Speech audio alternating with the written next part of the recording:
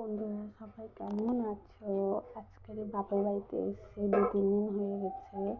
আজকে দুপুরের মেনু দেখো, এটা হচ্ছে চিকেন,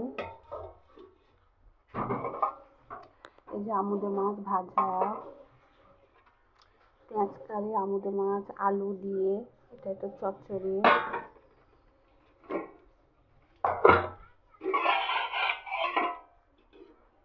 আর এটা হচ্ছে আমার ছোটটার রান্না।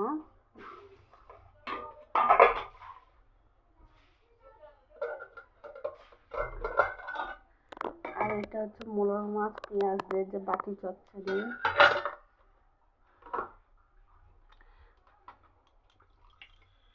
আর একটা জিনিস দেখাচ্ছি, দেখো দেখো এটা হচ্ছে চন্দ্রমল্লিকা হলুদ, টমেটো গাছ লাগিয়েছে মা। এই যে দেখো কি সুন্দর কালারের ফুল। যদি ভালো লাগে অবশ্যই কমেন্ট করে জানিও।